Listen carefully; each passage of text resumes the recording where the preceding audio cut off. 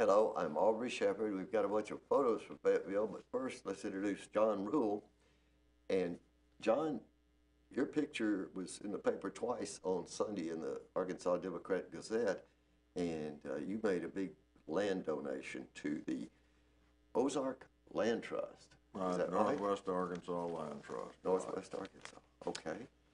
Well, tell us how good did that feel to do that? It felt quite good, and I did not do it for tax relief. I did it for three reasons. Number one, because I feel quite indebted to all the small lives in that little portion of that valley and three mountains. And secondly, because I wanted a place to live, and that's why I continue to. And thirdly, so there'd be a place for people who'd come there and experience the wildlife and the growth and everything to come after I'm gone.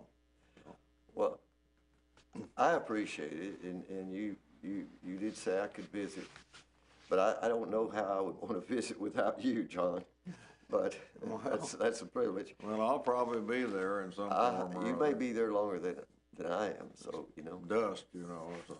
Let's look for a minute here. We've got the basket flower, and that's not quite in bloom. It's just about to open. That's beautifully named. Centaurea americana. And yes, that basket formation and the flower, the red parts and so forth emerge from that, and it's beautiful. Some people think it's a thistle at a glance because of the flower, but no thistle has a basket shape, but it's such a beautiful design.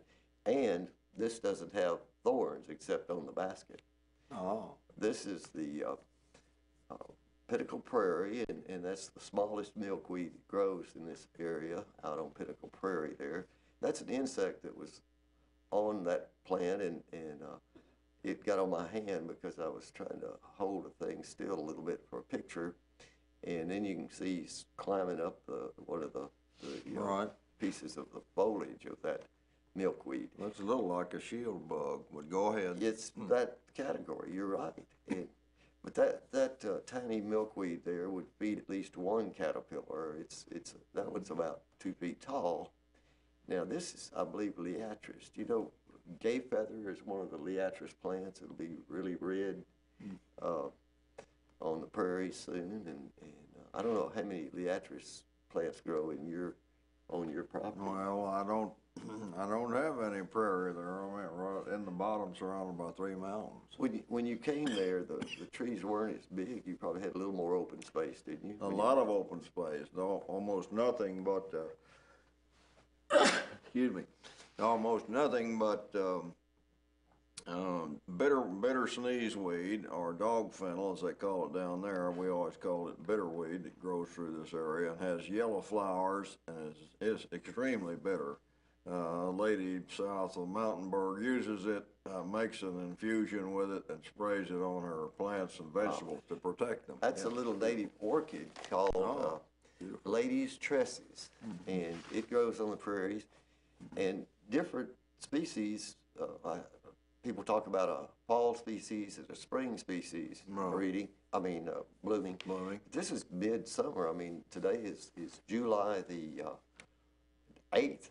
And that's the first time I've found that out there this year. So I missed the spring bloom if there was one. Well, things are strange. That's the obedient plant. And, you know, you bend those a little bit, they stay. And that one's pink.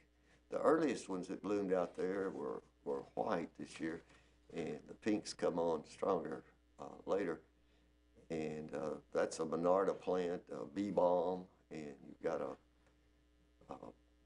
okay, you know what that is? It's called poppy mallow. Oh, no, I didn't know that. Trying to look at the middle of one there. A native mallow. Mallow.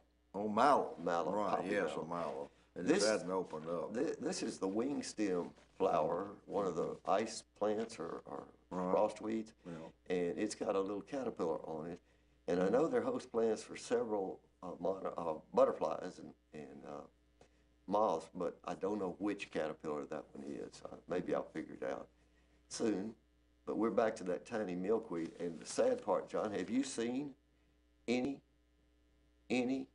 monarch butterflies? I have not. I have not seen monarch butterflies. Well, I have. I've seen big milkweeds blooming here on top of the hills, but no, I haven't seen them. Well, it's pretty heartbreaking. The monarchs are at 2% of their historic numbers, and we need to fight all the milkweed we can just in case one comes through before long.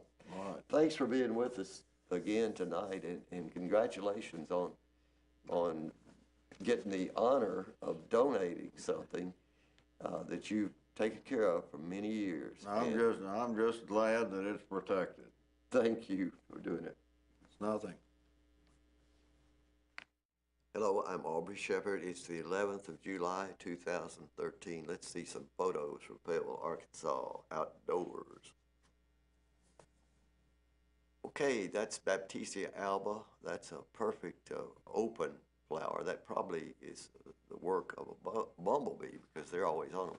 Here is a not so perfect. In fact, it's a very much flawed Baptisia alba plant. See how thick the stem is? It's like a double, at least a double stem. And there's a flower open on it. See how the stem gets wider up above? That was just all wrong.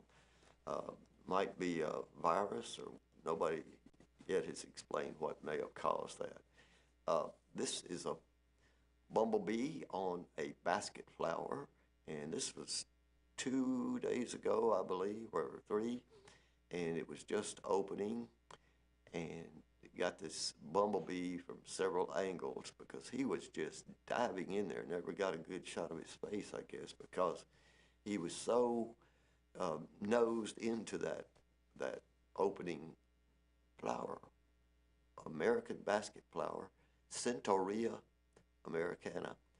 Now we go back to some shots of the Baptisia alba healthy version, and this is over on the site that's going to be destroyed on south of Baum Stadium, across the street there for development. And here's a liatris plant with a tiny caterpillar on it. I didn't have time to look up, try to figure out which caterpillar or what flower or what butterfly or moth that'll be.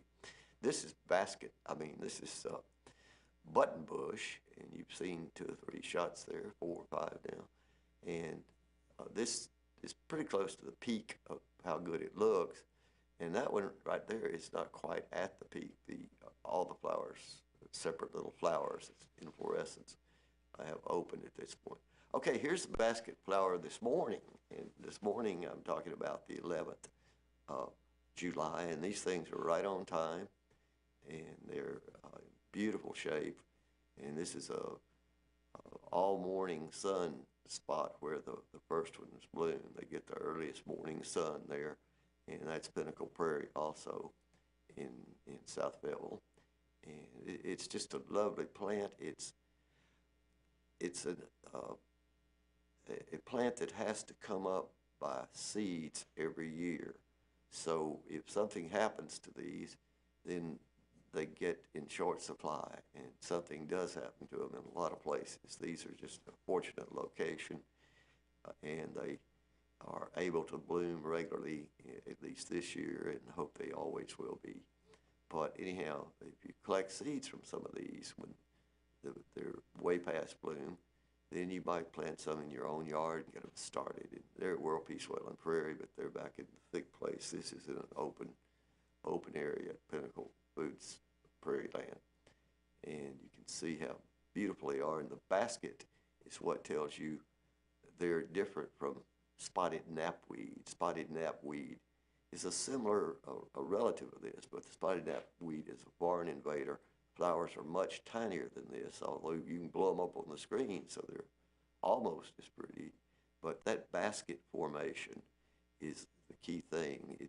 The spotted knapweed, the barn invader that's perennial, does not have such a technically beautiful basket shape.